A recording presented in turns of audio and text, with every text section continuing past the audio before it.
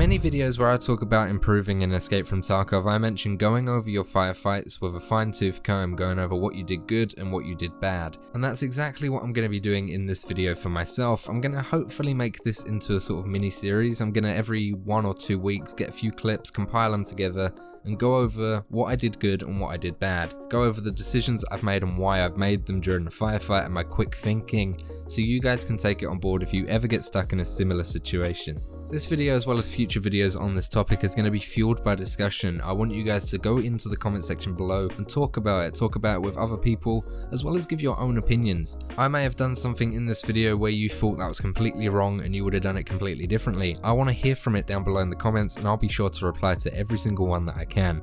So without further ado, let's just jump into the clips that I've got for you today. Obviously they're all going to be early wipe because the wipe has not long happened, but obviously that's why I want to make it into a series. I want it to progress so you can see the different stages of the wipe and different stages of combat. I'm also very much a team player. I like playing in small groups, but I also do play solos as well. So all these clips you're going to see here are with duos, but obviously you might see trios, you may see solos in future episodes. So what I'm doing is I'm on woods looking for scavs to kill for that original scav quest. I'm on the right side of the spine rock overlooking lumber. I've got a scoped Mosin as my primary weapon and an AK as my backup just in case shit hits the fan. And I'm just scoping out looking for things when I suddenly hear footsteps. You below us? No. Is it player? Yep.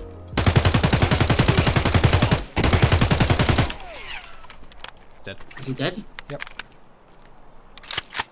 So as you could see there, I engaged my first PMC. It took me a few seconds from having eyes on target to actually engaging him, and there's a reason for that. I wanted to make sure I had his full body in view before engaging. If I just saw his head and then I started shooting, as you saw in that spray, I missed quite a few bullets. And if I missed his head, which is a smaller target than his full body, and he decided to run directly back underneath spine rock, then I wouldn't be able to see him directly underneath me because the rock bows out at the top and there's a little indent towards the bottom. So if that happened, I would need to jump off the spine rock and make myself known that I was actually up there, and he would have a chance to reposition or look up and see me falling, and he would have a better advantage in killing me. Whereas if I was on top of the very right hand side of spine rock, not many people know you can actually get up there. So what I did was waited till his whole body was in view and then shot the shit out of everything I could see, and then he fell just as he saw me up there. So he didn't have a chance to actually get shots on target on me at all. Feet steps, mate. Oh! There's more. Back towards the little secret. So now I needed to get off a spine rock just in case there was anyone else. He saw me right before he died and he tried to engage me, so if he was with anyone else in his team, he would be relaying information to them. What I did, which was a mistake, was actually jump down the same side as the person I just killed walked around, meaning if there was anyone that was following behind him, then they will be able to see me jump off of that rock. What I should have done is jump in front towards lumber side of spine and then loot the target from there, or check to make sure there was no one around the surrounding area. Obviously there was someone else as I was getting shot at as I made my way around the spine rock towards the dead body, but luckily they missed. I was able to make my way further around spine rock to get in some hard cover, and thanks to Steam audio, I was able to hear a rough direction in which they were coming from. Also, I think the person that saw me just before they died didn't see both myself and Manly, so Manly was able to stay on spine rock and give me overwatch and suppressing fire while I made my flank. He was able to see roughly where it came from, which was secret, and I was able to get around spine rock and start making my flank towards them. Okay, no worries, I'm getting on top of the spine and going around.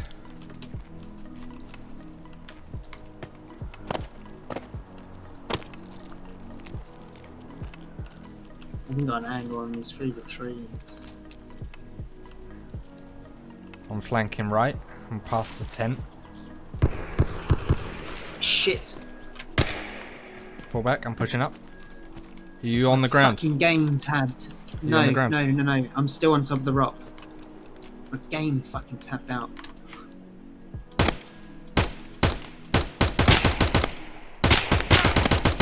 Got him.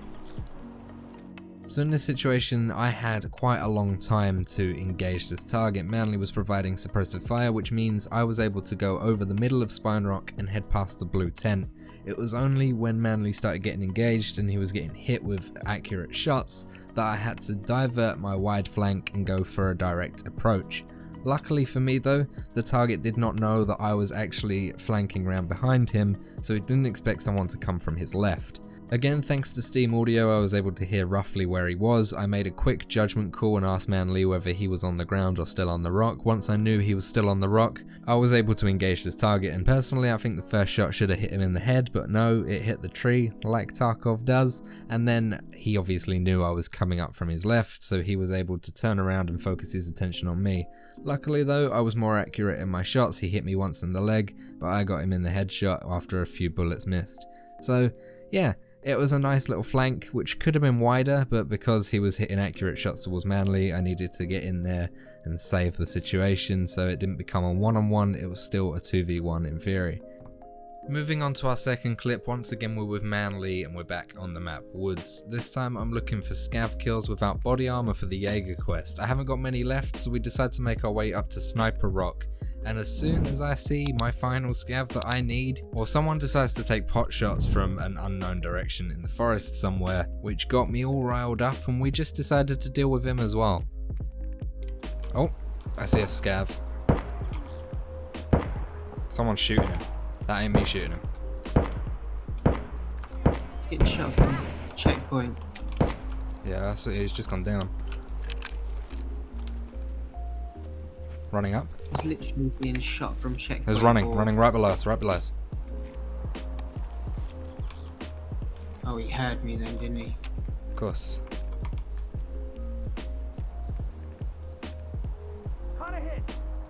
Not only did this bloke take my scav kill, he also knows that we're there purely for the fact that the scav was aggroed on us as he was shooting him.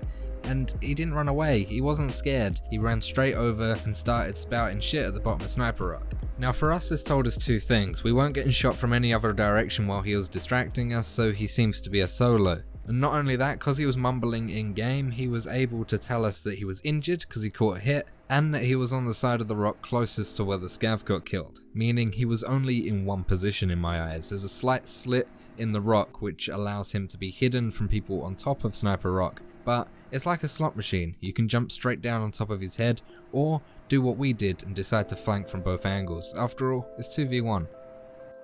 Player. Right. If you go down that way, I'll go down like right on top of him.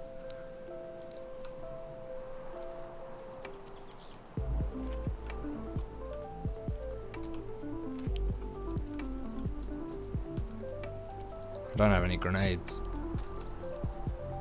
I don't see him. He's right down the bottom.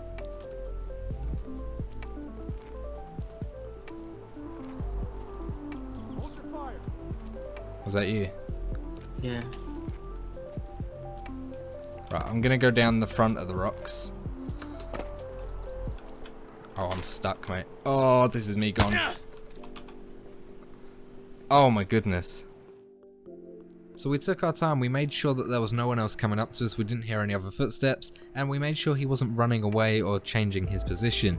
And then I decided to fuck it all up. I jumped off the rock, got stuck, and broke both my legs. They were gone. So I was in a predicament. He heard me fall off, he heard me break my legs, and now he knows that we're coming for him. So that's why I decided to do a bit of a wider flank rather than following the rock all the way around. That's awful. I'm a painkiller, mate. I've got no legs. I don't know where he is. He's gonna be in the rock. You know there's a little slit where you thought you saw a person but it was someone's bag? Is he by the thing, the sandbags then? No. Or right below us? Right below us. Yeah, he's not in that slit, that little Is he slit. not? No. I'm like looking down in there now, there's no one there. Right, I can't see him. I'm sort of by the broken tree now. Alright, I've got back down to the back. I see you. Oh, I see him. I see him. Is that you? On No, the that's him in hill? the slit. In the slit. I'm on the hill. He's in the slit. He's dead. He's a dead boy. Right, I killed him. that was you. Where was he? In the slit. There. Oh, he was there. What the fuck? Like, right. I get it, yeah. Let me touch him. Shit, that was my last one as well. Well, if you saw him, mate, he shot at me. Yeah. And this sort of miscommunication happens with every team. You saw that Manly was looking down into the slit before coming off as I was flanking around the left by the broken tree. He was adamant that he wasn't in the slit, but I had other thoughts. So rather than turning my back and relying completely on Manly's information, I made sure to double check, and there he was, sitting there. If I was 100% just listening to Manly's information, we would have turned around and walked the other way. He would have been able to shoot us in the back or just run away, and we wouldn't have got that kill. Sometimes it's important to trust your gut, and later on you find out it wasn't Manly looking in the wrong place or anything, it's just the fact that you can't see the whole of the slit when you're looking from above. He came around and saw his body there and was like, yep, I get why. He looked up and couldn't see the position he was looking down into. Even if I wasn't so precise in shooting that guy first time and he was able to kill me, Manly would have heard the shot, known he was in the slit. I would have been able to tell him he's definitely in the slit, and he would have come around from the right hand side of him and just been able to kill him without even realizing. A 2v1 situation is a great advantage to have. And finally, our last clip for today is going to take place in the Interchange shopping mall. I just really love Interchange, so I thought we'd venture there with Manly. And we're heading through the back of Goshen when we hear a large amount of gunfire, both suppressed and unsuppressed. So we want to third party that firefight.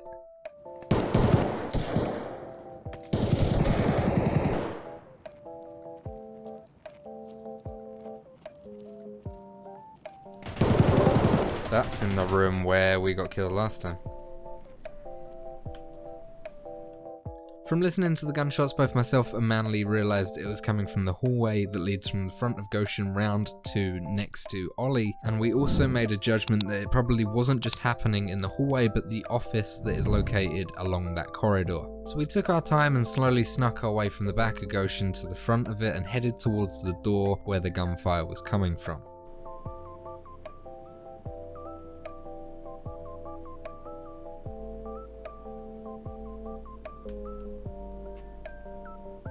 Ready? Not really. I'm gonna be in there.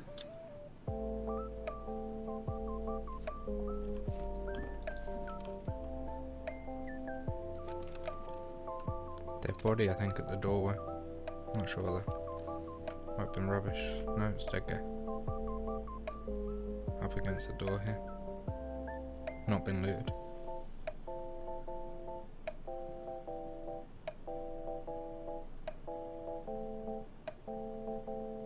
This kid's cheating, isn't he? Another guy dead on the floor here. At the Hopefully end. they're traded. Once we got to the door, we stacked up on it and opened both of the doors at the same time, giving us 2 lines of fire if needed, but there was no one shooting back at us.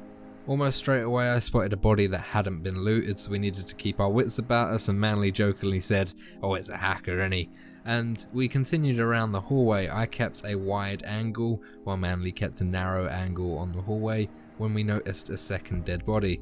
At this moment, a few thoughts rushed into our mind. The first was that they traded and there's no more firefight. The second is that there's one person left waiting for anyone else to come and loot the bodies. Or the third is that we've just walked into a firefight that's just still ongoing and we're just waiting for them to start shooting again.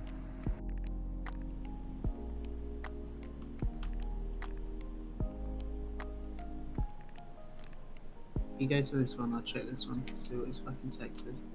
Yeah, I'm gonna go to the end. Just look down the hallway, make sure. He was killed by Provide. Okay.